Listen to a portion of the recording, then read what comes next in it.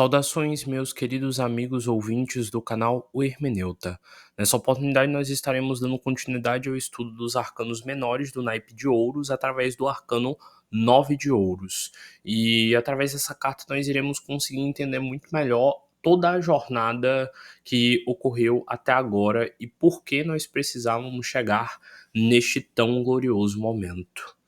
O Nove de Ouros é um momento que já mostra todo o processo de frutificação dos esforços que foram construídos desde lá do primeiro arcano. Eu gosto muito do Nove de Ouros porque ele representa o auge. Ele representa o momento onde você finalmente conseguiu conquistar tudo aquilo que você tanto queria e agora você tem que fazer o processo de perceber o que o tempo te trouxe. O momento de você deixar um legado. O As de Ouros seria um momento onde você, sei lá, pegou a primeira semente para colocar na terra. O Dois de Ouros foi o momento onde você percebeu que você tinha de escolher entre continuar fazendo mais do mesmo ou seguir um novo caminho que ia demandar esforço, que ia demandar dedicação, que ia demandar toda uma entrega, mas que ia valer a pena a longo prazo, porque você estaria seguindo pelo caminho da porta estreita em vez do caminho da porta larga. O Três de Ouros é o momento onde você aprende com os grandes mestres o que eles já passaram, quando eles já passaram pela fase que você está iniciando ali no Três de Ouros, o que é que eles fizeram para dar certo e conseguir chegar lá mais rápido, já que eles já tatearam o caminho que agora você está iniciando. O Quatro de Ouros, ele nos relembra que em muitos momentos, para a gente ganhar dinheiro, a gente precisa perder dinheiro. A gente tem que ter a coragem de investir, a coragem de manter a nossa fé de que o dinheiro virá e a coragem de entender que não dá para você parar, manter uma grande quantidade acumulada e aceitar aquilo ali. Que senão o tempo vai corroer e aquilo que você acha que é uma pequena fortuna se torna algo insustentável. O Cinco de Ouros, ele mostra exatamente essa insegurança interna que às vezes você sente no período de construção da sua vida financeira, quando você sente que você está quebrado, quando você sente que você está na pendenga, quando você sente que você não consegue pagar suas contas e você se questiona, meu Deus, por que minha vida está assim? Os Seis de Ouros é o momento onde as coisas começam aos poucos a se acertar. Você começa a entender um pouco mais como a vida funciona, você aprende a doar quando é necessário e segurar a mão quando também é o momento certo, e você aprende a, de novo, observar e valorizar as relações humanas. O Sete de Ouros, ele tem uma relação muito bonita com o Nove de Ouros, porque o Sete de Ouros é um momento onde você já está se esforçando, onde você já pegou o macete, mas os resultados eles ainda não estão tão bons quanto você deseja. Que nem eu explico lá, é plantar batata e colher chuchu. Você está colhendo algo, mas não é aquele algo que você queria ainda. O Oito de Ouros, ele mostra para você o que ainda falta para aquele Sete de Ouros virar, plantar batata e colher batata. Porque o Oito de Ouros, ele mostra de como o esforço da lapidação constante, ela dá uma certa previsibilidade e constância nos resultados que você vai obter. Já o Nove de Ouros, o arcano que nós deslumbradamente chegamos agora. É um deslumbre ver onde uma pessoa pode chegar se ela seguir todo esse trajeto. O Nove de Ouros, ele mostra finalmente o momento onde o cara ele tá plantando batata e ele tá colhendo a batata. E ele não tá só colhendo batata, ele já tem todo um aparato para em vender a batata frita ensacada para você congelar e fritar na sua casa. Ele já está fazendo todos os insumos que podem ser vendidos de batata. Ele já está transformando a batata em vodka e tem uma loja de vodka. Ele usa tudo que pode ser tirado ali daquele insumo. Seria que nem a galera que planta cacau lá na Bahia e consegue fazer do cacau o mel de cacau, consegue fazer o chocolate, ganha prêmios e ainda tem toda uma agricultura além do cacau diversificada. Mas aqui no caso a gente vê uma vinícola, e não seria por acaso que seria uma vinícola aí. Lá em alguns textos bíblicos tem os prolegômenos. Lá, principalmente no livro do Evangelho segundo o Espiritismo e no livro dos Espíritos, tem um trecho que é o prolegômenos, que é um trecho onde fala sobre o início do livro e o que ele tem a ensinar. E lá tem uma metáfora que eu quero trazer aqui, que ela é muito bonita e ajuda a entender essa carta. Lá fala sobre o licor e o vinho, e sobre as uvas. No caso, aqui no Nove de Ouros, é aquele momento que aquele cara ele percebe que, poxa, valeu a pena. Aquela pequena muda de uva que ele plantou hoje se tornou uma grande fazenda, onde ele consegue vender uva passa, onde ele consegue vender a própria uva, onde ele vende suco de uva, onde ele vende vinhos premiados, onde tudo que ele planta tem boas colheitas, onde ele sabe como matar cada um dos fungos, onde ele já tem tanto conhecimento que, tipo, ele já tá realizado, ele tá no auge dele e ele já sabe o que não deve mais fazer de modo algum para cometer erros e o que não deve fazer para ter sempre bons resultados. E o que eu queria dizer com essa parábola? Lá nessa parábola do licor, do vinho e do suco, enfim, que faz uma analogia ao sangue de Cristo, deixa bem claro isso, de que todo mundo é como se fosse, sei lá, uma uva, mas a forma com que você dará utilidade ao seu insumo é o que define o que você será na vida. Você pode ser apenas uma uva que passa pela encarnação e morre, enfim, seca e não dá utilidade nenhuma. Você pode se tornar uma uva que dá um belo suco que, como um néctar, mata a sede dos outros, e você ainda pode se tornar uma uva tão elaborada que aquele suco se transforma num vinho de alto valor e alto nível. Lá na parábola fala sobre o vinho como sendo o sangue de Cristo. E ter uvas aqui, para mim, não é ao acaso, como a gente sabe no tarô, nada é ao acaso. E o sangue de Cristo ser o vinho, e esse momento aí, esse cara tá colhendo, essa mulher, na verdade, tá colhendo tantas uvas, nada mais é do que uma bela representação de como uma pessoa lapidada ela consegue dar o melhor dela ao mundo. Então esse é um momento onde ele finalmente, quer dizer, ela de novo, conseguiu chegar ao mais puro do fruto, onde ela consegue aproveitar absolutamente tudo que ela tem da terra, onde ela tem uma ligação com a terra, onde aquela terra é parte da energia dela. Tem uma runa muito legal lá na mitologia nórdica que é a runa das posses. Se eu não me engano, a runa Ferru. E a runa Ferru ela trata exatamente sobre a legitimidade de ser dono da terra pelo suor que você deixou pingar nessa terra nos seus dias de esforço, pelo seu sangue que caiu nessa terra enquanto você trabalhava sob o sol e às vezes se feria para cuidar daquele solo. Então, o nove de ouros, ele representa o momento onde você se integrou perfeitamente com a natureza daquele local, onde você conhece o solo, onde você conhece quando vai chover, onde você já está tão integrado com a natureza daquele microcosmos que você sabe exatamente o que você vai colher, como vai colher, quando vai colher. É aquele olhar que só o produtor sabe dar para dizer quando é que vai estar verde, quando é que vai estar maduro, se a safra vai ser boa ou não, com um olhar perspicaz. E o nove de ouros, ele fala exatamente sobre esse momento, onde essa pessoa, ela já tem um orgulho de saber, eu peguei o jeito. Nessa carta a gente vê essa mulher aí com vestes cerimoniais. Ela tá com uma veste mostrando o tanto de riqueza e de poder que ela já tem. As vestes dela têm símbolos como se fossem parecidos com um símbolo de Marte, ou então com flores, representando aí todo o brilho que ela já alcançou. Ela tem um falcão na mão, e a arte da falcoaria geralmente é uma arte só de nobres na época. Eles às vezes colocavam até mensagens entre esses falcões, sei lá como é o plural, e eles pegavam para mandar mensagens um para os outros. Então já mostra aí que ela é alguém de muito poder financeiro que com certeza sabe reaproveitar cada uma das coisinhas que tem aí. A gente vê que essas uvas, elas estão saborosas, elas estão ali quase pocando de tanto suco, mostrando mais uma vez o poder que ela possui.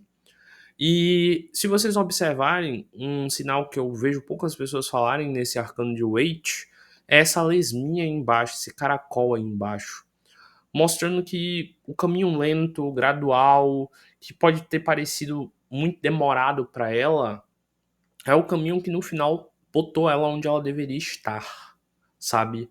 É aquela ideia de que não adianta correr, de que a tartaruga é aquela história da tartaruga e a lebre. No final, quem ganha a história é a tartaruga pela perseverança e pela constância.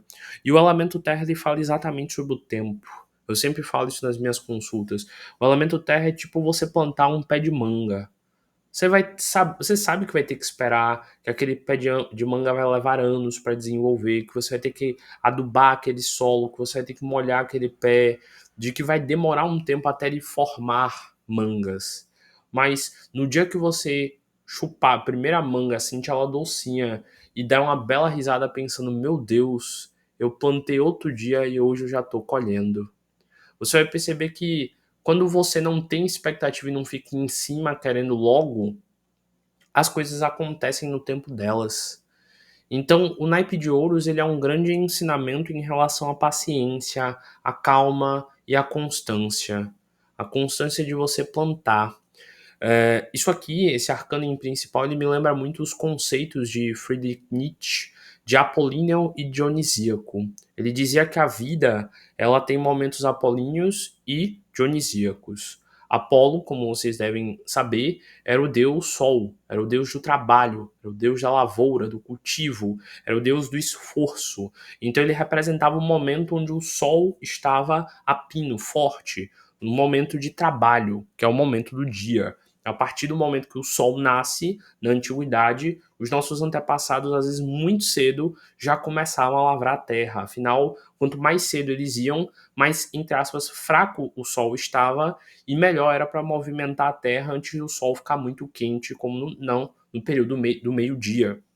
Tanto que geralmente o período do almoço se tornou o período do meio-dia porque já tinha dado tempo de gerar fome pelo tempo de trabalho que eles tinham na Terra e também porque era um momento onde o sol estava mais quente, então ninguém conseguia ficar lá no meio do sol trabalhando. Então, o período apolíneo, segundo a filosofia de Nietzsche, é o seu período de trabalho. E Nietzsche falava sobre o quanto o trabalho ele dava valor à existência do homem nesses momentos apolíneos. Porque quando você parava para almoçar depois de uma manhã de trabalho, a comida era até mais saborosa, porque você estava com fome, você estava com desejo, e aquele descanso leve depois do período de trabalho para almoçar, ele tinha muito mais valor porque você se sentia útil, você se sentia feliz, alegre de ter usado seu corpo e a sua virilidade, a sua vitalidade. Então Nietzsche falava aí que o momento de aproveitar o descanso após um momento apolíneo era muito mais prazeroso. E ele dizia que os momentos de prazer, de festa, de alegria, de descompromisso eram os momentos dionisíacos, que eram os momentos associados ao deus Dionísio, o deus das festas, da bebida, ou no caso, na outra mitologia, o deus Baco, do bacanal, enfim. Então, o deus Dionísio era o deus que representava um momento onde todo mundo podia beber, curtir, festejar. Era um momento da noite onde o sol não estava tomando conta, então não tinha, entre aspas, trabalho, e as pessoas podiam sentar ao redor da fogueira, ficarem descansando, deitadas, bebendo, rindo, se divertindo uma com as outras. E Nietzsche fez uma crítica dizendo que hoje em dia a maioria das pessoas querem ser dionisíacas o tempo todo.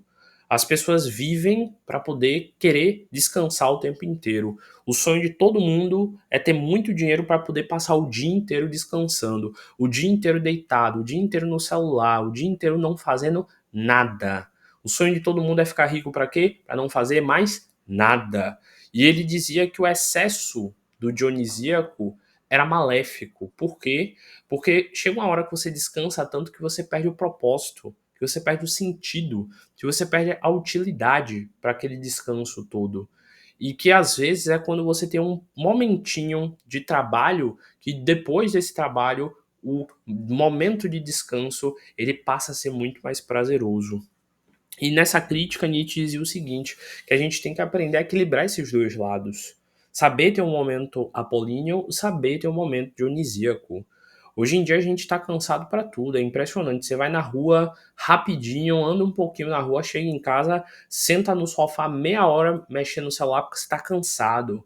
O sol tava quente, e você respira fundo. Nossos ancestrais acordavam 5, 6 horas da manhã com o sol, lavravam terra, arrancavam pedra da terra, ficavam enfiando a mão no chão para colocar semente, trabalhavam que nem uns condenados, ordenhava a vaca, limpava estábulo, fazia trabalho como que, e nenhum deles ficava cansado como a gente fica com uma ida na rua rapidinho para comprar uma coisa que a gente para meia hora para descansar. Imagine aí. Nossos ancestrais corriam quilômetros para caçar animais. Hoje a gente vai dar uma andadinha na rua e já tá cansado. Então a gente perdeu o apolíneo. Tudo bem, hoje em dia a gente trabalha, vai, blá, blá, blá, mas os nossos trabalhos, eles não são apolíneos. Eles são trabalhos geralmente de escritório, trabalho sentado, trabalho onde você não faz esforços físicos que edificam o seu vigor. E o 9 de ouros, ele fala exatamente sobre esse momento onde a pessoa, ela mostra a riqueza que ela tem com orgulho. Orgulho no sentido positivo, orgulho no sentido de eu fiz por merecer. Eu tenho isso tudo aqui e eu posso ostentar isso tudo aqui. É uma ostentação de mérito. Essa mulher aí, ela merece ter essa roupa vermelha, que na antiguidade era um tecido muito caro, tanto que o pau-brasil foi extraído por causa disso, porque a tinta vermelha era muito cara. Ela merece essa roupa dourada que parece ser feita de ouro, porque ela trabalhou que nem uma condenada para estar aí. Ela pode ter o falcão dela, ela pode esfregar na cara de todo mundo a riqueza do solo dela, porque ela fez esse solo ficar próspero. Então, o 9 de ouros é aquela ostentação que você faz por merecer ostentar. E aqui no Brasil a gente tem uma cultura cristã onde a ostentação é mal vista, onde você ter dinheiro é mal visto, onde você ter uma certa bonança é mal visto, porque socialmente, o quanto mais pobrinho e miserável você for, tecnicamente mais justo você é. E o rico é horrível, é maldito, oh meu Deus, que pessoa horrível. E o 9 de ouros, ele fala exatamente sobre aquela pessoa que merece ostentar porque ela fez por merecer essa ostentação. O 9 de ouros é tipo aquele militar que tem uma comenda bonitona no peito porque ele foi pra guerra, porque ele salvou uma criança. É aquela comenda que não é uma vaidade do tipo, olha como eu tenho uma comenda, olha como eu tenho uma insígnia, é uma comenda do tipo, olha o quanto eu me arrisquei, o quanto eu lutei por algo nobre. Então, todas essas vestes aqui que ela tá usando é tipo, eu estou aqui porque eu mereço. Porque eu fiz essa terra ser próspera. Porque eu dominei isso daqui. Sugiro para vocês procurarem no YouTube depois um documentário chamado Yakuba, o homem que plantou florestas. É um documentário muito interessante de um africano, se eu não me engano, que vivia numa região muito desértica e ele desenvolveu várias técnicas que fez com que basicamente a região dele passasse a ser uma floresta num local que estava se tornando deserto. Vejam esse documentário porque conta tudo o que ele sofreu, os ataques que ele recebeu. Quando a floresta dele estava começando a ficar grande, os vizinhos dele tacaram fogo na floresta dele porque disseram que não era possível alguém conseguir fazer uma floresta naquele local, que com certeza aquela floresta era arte de feitiçaria, e ele teve de refazer tudo aquilo. Para mim, aquele documentário é um grande exemplo de como uma pessoa determinada pode fazer um deserto virar uma floresta. E o 9 de ouros, para mim, ele representa esse momento de novo, de colheita dos nossos méritos. Os símbolos da carta mostram exatamente isso. Ela tá empilhando aí essas moedas de ouro porque ela merece, ela fez por merecer. Ela selecionou essas parreiras de uva para escolher as que davam mais uvas por cacho. E toda a terra dela é bela, é intensa, Vocês percebem aqui uma coisa muito interessante? Nesse arcano aqui que eu tô vendo, o céu é dourado também. E esse é um dos pontos que poucas pessoas notam e explicam por que ele é dourado. Se o céu ele representa o divino, tanto que eu já expliquei para vocês lá no arcano da Imperatriz e do Imperador, que os antigos reis diziam que tinham sangue azul, porque eles diziam que o sangue deles era azul, que nem o sangue dos céus, e que eles tinham a descendência divina, por que o céu dessa mulher aqui é dourado? Por quê? Porque Deus é quem deu a ela toda essa fortuna e prosperidade. O céu dela é dourado porque ela fez por merecer pelo esforço dela ser abençoada por esse lado divino. Vocês devem conhecer aquela frase: faça a sua parte que eu te ajudarei, não é? O 9 de ouros mostra que o céu dessa mulher está ajudando ela porque ela fez a parte dela. E por isso ela merece ser abençoada.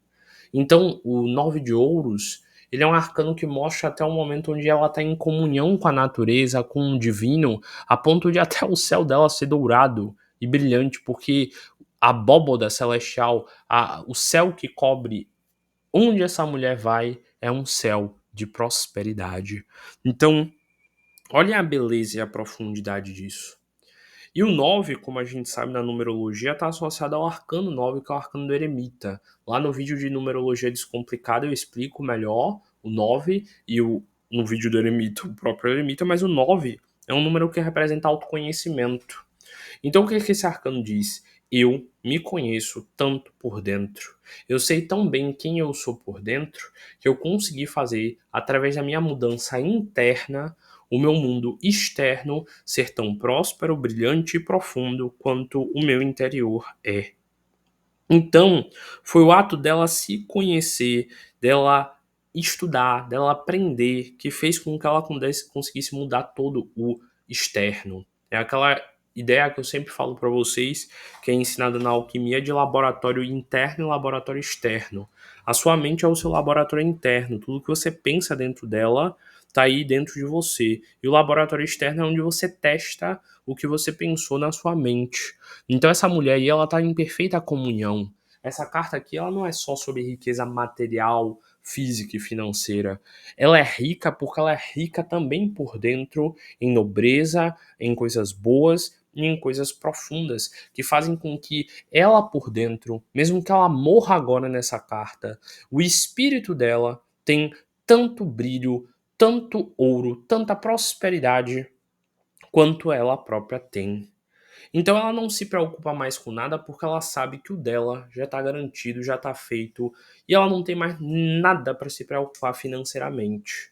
A única preocupação dela agora é em relação ao legado que ela vai deixar. Esse seria aquele momento onde o empresário começa a ensinar o filho dele a como cuidar dos negócios para que o filho mantenha a família próspera. Esse é o momento onde você começa a encontrar e buscar um aprendiz, para que esse aprendiz possa pegar o melhor do que tem em você e continuar seu trabalho. O 9 de ouros é um arcano incrível, ele é um arcano bonito e profundo, que ele fala sobre a riqueza que a gente pode encontrar dentro do nosso coração se a gente realmente se dedicar ao processo de autolapidação. O naipe de ouros, apesar de falar da riqueza material, ele também fala sobre a riqueza espiritual. Tem como você adaptar todas as outras cartas que eu falei aí a um caminho iniciático e um caminho de purificação do seu espírito. E no 10 de ouros, nós iremos entender, finalmente, qual o objetivo final para juntar tanta riqueza numa vida. Se a gente vai morrer, para que juntar tanta riqueza? Para que juntar tanto dinheiro? Como diz lá naquele texto do Evangelho segundo o Espiritismo, nenhum pássaro planta nada e todos eles encontram comida. Nenhum deles precisa de dinheiro algum.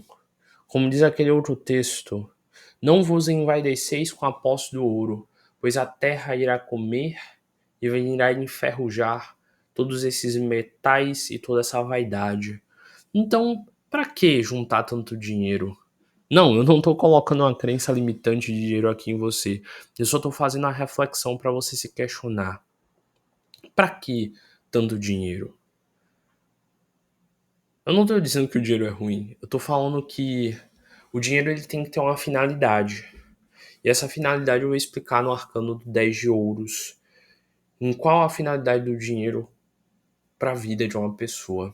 Mas lembrem-se, o principal dessa carta aqui não é a riqueza física, material e financeira dela, mas a riqueza da nobreza que o espírito dela ganhou enquanto ela foi desenvolvendo e amadurecendo os aspectos que fazem ela ser ela. Tudo que aconteceu do arcano do As de Ouros até o 9 de Ouros foram construindo um caminho belo que mostrou a ela que o sucesso é a única possibilidade.